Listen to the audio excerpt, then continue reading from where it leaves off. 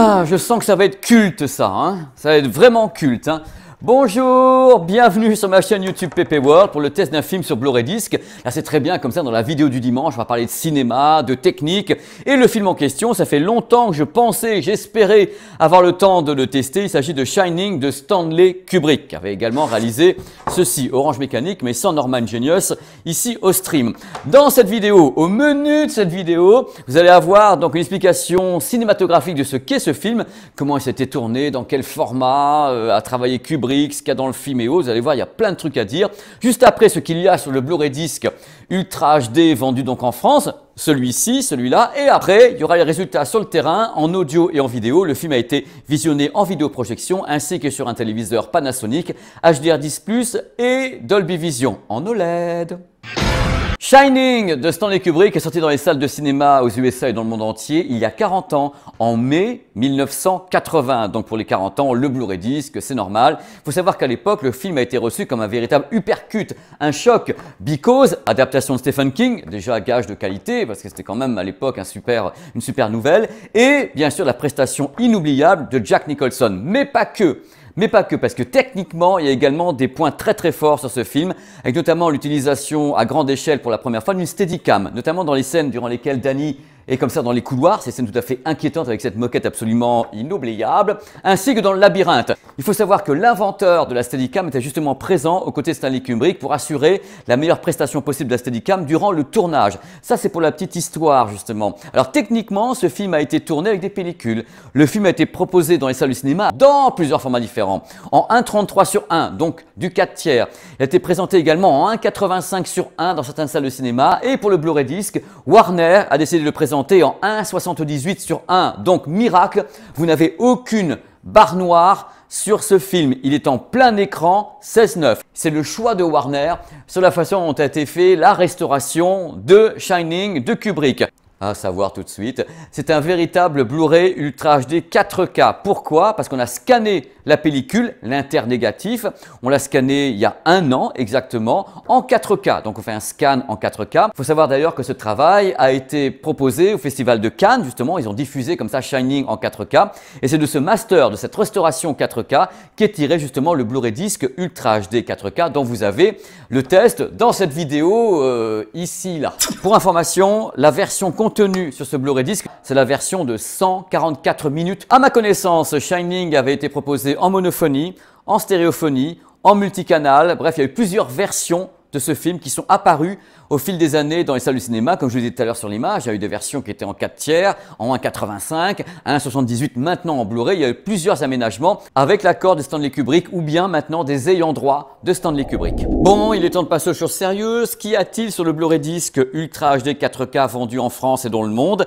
L'image, comme je vous l'ai dit tout à l'heure, le format, vous n'aurez aucune barre noire. Le format, c'est 1,78/1. Donc, pas de barre noire, c'est plein écran. C'est que du bonheur. L'image est en HDR10, HDR10+, et Dolby Vision.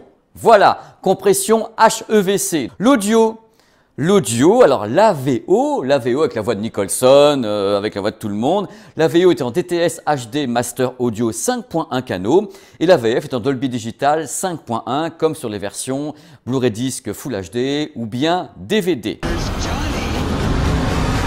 Il est temps de passer au résultat vidéo. Ce Blu-ray Disc Ultra HD 4K a été visionné sur un vidéoprojecteur ainsi que sur un téléviseur OLED Panasonic HDR10, 10+, ainsi que Dolby Vision. Voilà, une double vérification avec une très grande image et un produit qui est compatible avec tous les formats de HDR.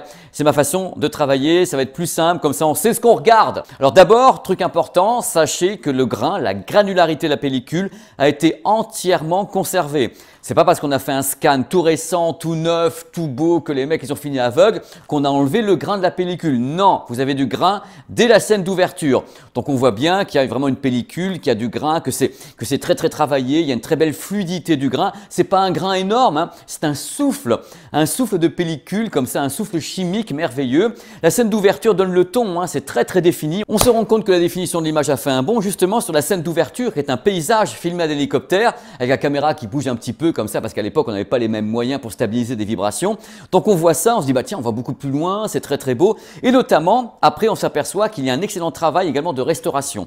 La restauration c'est quoi dans ma tête? C'est un moment donné où la pellicule ne bouge pas trop. Parce que quand on fait un scan de pellicule, on a une fenêtre, ce qu'on appelle la fenêtre du télécinéma, et quelquefois bah, ça bouge un petit peu. Là c'est très très stable, on sent qu'ils ont travaillé au maximum par rapport à ce qu'ils pouvaient faire, ils ont scanné l'internégatif quand même pour avoir l'image la plus propre possible. Alors plus propre ça veut dire quoi également pour moi? Ça veut dire qu'il n'y a pas de poinçons, il n'y a pas de morceaux de poussière, il n'y a rien de tout ça, c'est entièrement nettoyé, donc réellement bien restauré. Ça, ce côté-là, déjà merveilleux, on redécouvre le film dans sa plus grande simplicité. On remarque rapidement qu'il y a une très grande profondeur de champ. Ça va très très loin quand on regarde justement le paysage ou bien les couloirs à chaque fois de cet hôtel habité. Ce qui m'a le plus impressionné pendant le visionnage de ce Blu-ray disc, c'est la présence des visages, la présence de Nicholson. On voit vraiment tous les détails de l'iris, on voit les détails de tous les cheveux, on voit les détails de la barbe, c'est extrêmement précis. Et bien sûr, le visage totalement effrayé, dès le début du film d'ailleurs, hein, de Shelley Duvall, qui est vraiment très très bien retranscrit avec justement les rougeurs sur les pommettes. C'est vraiment très très très bon, c'est extrêmement présent,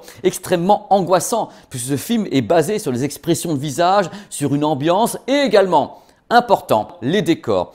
Ce film dispose d'une palette de moquettes d'un mauvais goût absolument dingue avec plein de couleurs de tous les côtés. C'est la base du film quelque part, on se souvient souvent justement de ces moquettes, de ces tapisseries murales et là ça passe aussi bien que vous pouvez voir ça derrière. C'est-à-dire que regardez comme c'est beau ici, vous voyez aussi bien dans le télécinéma, enfin dans le Blu-ray disc que vous allez regarder en Ultra HD, on a une précision justement qui va jusqu'à chercher tous les petits détails des couleurs, les détails des moquettes, tous les détails des tapisseries. On a tout ça dans cette image Ultra HD que je n'avais pas vu aussi précisément sur la version Full HD. On sent qu'il y a vraiment un level up entre le Full HD et l'Ultra HD. Là, on le sent carrément dans la définition. Et c'est vraiment très très minutieux. On sent que c'est une image qui est fouillée. C'est-à-dire que les mecs, ils ont vraiment bossé au télécinéma pour avoir l'image la plus fouillée possible en partant de l'internégatif, donc la meilleure source possible, encore disponible. Il y a un truc que j'attendais en regardant ce film, mais je l'attendais, vous ne pouvez pas savoir. Il y a des séquences qui m'ont marqué. Quand j'étais gamin, c'est bien sûr la séquence de l'ascenseur avec le sang. Et bien ces séquences-là ont toujours eu du mal à passer en vidéo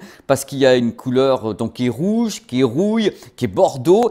Et j'ai vu beaucoup justement de supports, enfin le DVD ou certaines diffusions télé où ça bavait de tous les côtés, où c'était la catastrophe. Et bien je suis super heureux de vous annoncer que la couleur rouge de ces séquences très délicates à faire passer en vidéo passe aussi bien que le rouge du réfrigérateur. C'est vraiment très très bien étalonné, l'étalonnage est superbe. On a les tons chers, on a tous les détails, même les moquettes couleur rouille et autres passent super bien. Et le détail de toutes les couleurs dans les moquettes, les tapisseries ou les costumes, ça passe super bien. On n'a pas affaire à un film en plein jour, hein. On a affaire à un truc qui est très intimiste, avec justement plein de couleurs liées aux moquettes, aux tapisseries, aux costumes d'époque. Et ça c'est très très difficile à faire passer, et bien c'est passé. Concernant le débit vidéo, j'ai mesuré entre 60 et 90 mégabits par seconde avec des pointes à 104 mégabits par seconde. On a pris le temps, on a fait ça manuellement, on sent bien que ça bouge séquence par séquence. Globalement, vous allez trouver une très belle définition sur la plupart des scènes, mais tout n'est pas au top, hein. Il y a des scènes qui sont moyennement définies.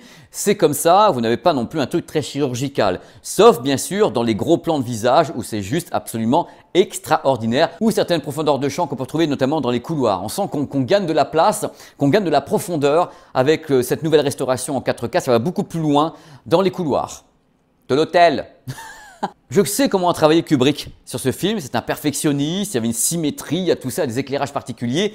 L'image fait quand même un tout petit peu daté, c'est-à-dire qu'en effet on n'a pas touché, on a laissé les choix faits par Stanley Kubrick qui est son directeur de la photo. Donc par moment on est hors de ce que l'on peut trouver normalement même au cinéma dans les années 80. Il a fait un truc qui était plus sobre parce que c'était volontaire, c'était un huis clos. Donc on retrouve tout ça, ça donne un drôle d'effet, c'est très vibrant. Et en même temps la colorimétrie est vraiment pas exagérée, on a une colorimétrie qui certes est très vive à cause de ce qu'il y a dans les décors et tout ça, mais c'est pas exagéré, ça reste tout à fait équilibré. C'est assez étonnant. Il y a une scène qui m'a pas mal impressionné quand même dans la chambre 237, c'est la salle de bain. La salle de bain a une couche de peinture presque entièrement neuve, verte.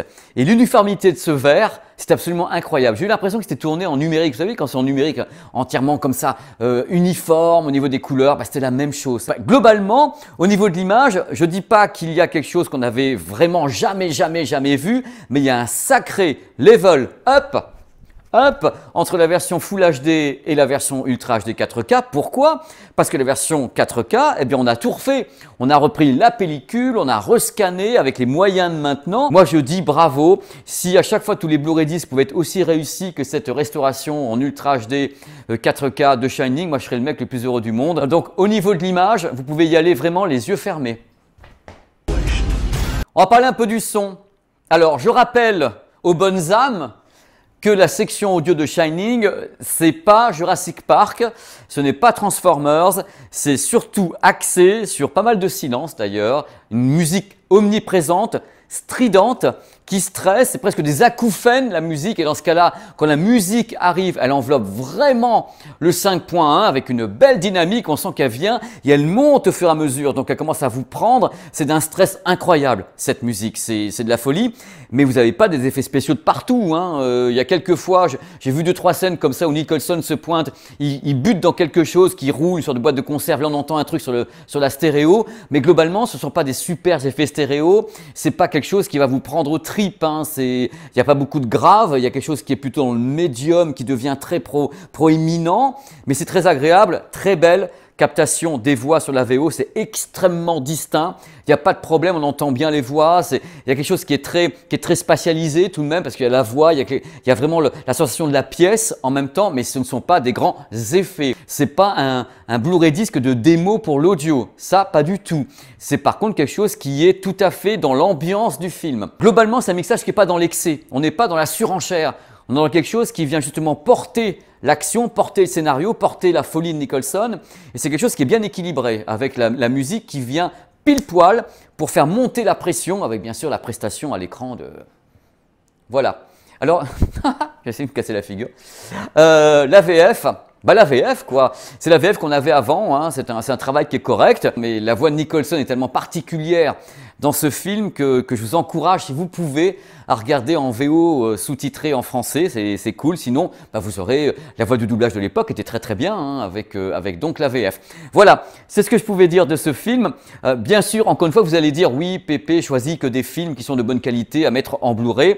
Je ne savais pas quelle était la qualité de la restauration en Ultra HD de Shining de Kubrick. Là, je l'ai découvert avec ce Blu-ray disc et c'est vachement bon. C'est Warner États-Unis, donc Warner Los Angeles, qui a orchestré cette restauration en compagnie des ingénieurs et des techniciens sur place qui sont bien sûr en relation avec les ayants droit de Kubrick pour avoir le droit de déterrer comme ça des inters négatifs pour pouvoir travailler. Et le résultat est incroyable, comme la plupart des trucs que fait Warner quand ils foutent les moyens et qu'ils décident bon, on va faire une vraie restauration, mais quand ils le font, ils y vont à fond. Et je pense que c'est une restauration définitive. Elle a été faite en 4K, on ne peut pas aller plus loin avec la pellicule qui a été utilisée. Donc je pense qu'en effet, on a quelque chose de définitif avec en plus, et je ne l'ai pas mis tout à l'heure parce que c'est presque subsidiaire, un apport au niveau du Dolby Vision, mais qui n'est pas extraordinaire. Pour moi, l'apport du Dolby Vision, c'est dans les scènes très compliquées, c'est-à-dire quand c'est sombre et qui en même temps, les détails des moquettes ou des costumes à faire sortir, là on sent que l'amplitude du Dolby Vision ou du HDR10 peut apporter quelque chose. C'est-à-dire que c'est pas le plus grand truc que j'ai vu en Dolby Vision, c'est pas vrai, mais il y a un soutien. On peut aller plus loin sur des scènes très difficiles. Voilà, vous avez eu mon avis. Donc, je vous donne rendez-vous très vite sur la chaîne YouTube PP World pour d'autres vibrations, pour d'autres moments. Je ne sais pas quelles seront les prochaines vidéos, j'en ai absolument aucune idée. J'en ai tellement qui sont tournés que j'ai pas monté que j'ai envie de me faire un harakiri en même temps. Voilà, portez-vous bien. Portez-vous au mieux, continuez à parler de cette chaîne si vous le souhaitez autour de vous pour qu'il y ait des gens qui viennent regarder un petit peu toutes ces vidéos qui sont entièrement gratuites. Voyez-vous. Et je vous dis à très vite sur ma chaîne YouTube qui s'appelle PP World. Voilà, ça a été tourné au stream, sur le stream.fr avec mes potes qui sont en train de faire la musique à côté. Et donc, comme ça, je peux tourner ici parce que c'est tellement beau et je me sens tellement bien ici avec la famille que je me sens bien pour tourner là. Dans tous les cas, passez un bon moment sur cette chaîne si vous le souhaitez. Regardez toutes les petites vidéos qui traînent dans le coin. Allez, des bisous. Les amis, vous allez voir une de mes routes favorites au monde. Los Angeles, Santa Monica, on va prendre la Pacific Coast Highway. Il y a un moment donné de folie où tu descends dans le vide, si je puis dire un tout petit peu, de façon tout à fait mignonne, vers cette autoroute célèbre, qui est cette freeway iconique, C'est parti, je vais vous le faire sans trop bouger parce que ici la route est cabossée. Go!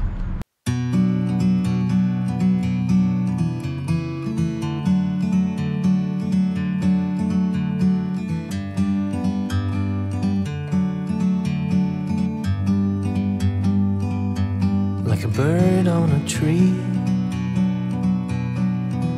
I'm just sitting here. I got time, it's clear to see. From up here, the world seems small. We can sit together. It's so beautiful, you and me. We're meant to be in the great outdoors, forever free.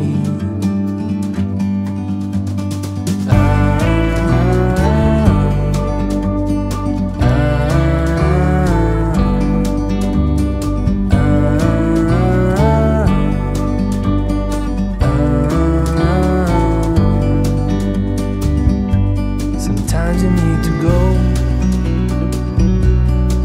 and take a step back to see the truth around you.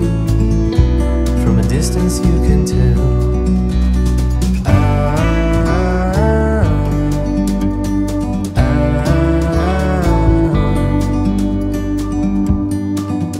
You and me, we're meant to be in the great outdoors, forever free. You and me, meant to be in the great outdoors, forever free.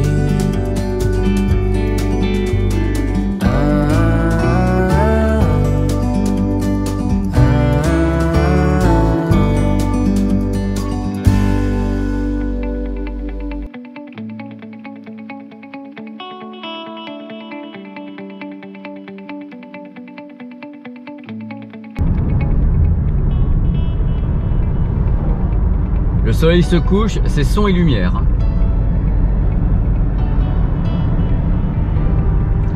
Vous avez des couleurs absolument incroyables. Je sais pas ce que donne la GoPro 8 là, mais c'est juste hallucinant.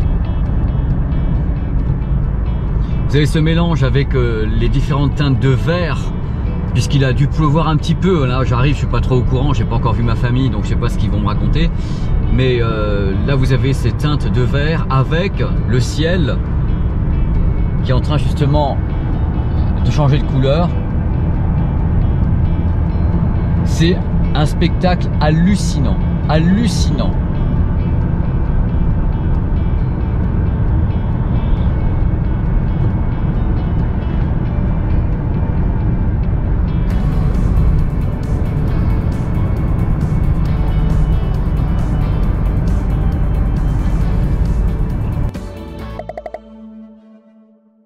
Voilà, vous avez eu mon avis sur ce film cultissime sorti en Blu-ray disc Ultra HD 4K. C'est vrai que j'ai pas toujours une bonne cadence pour les Blu-ray disc parce que ça demande beaucoup de moments à passer en France.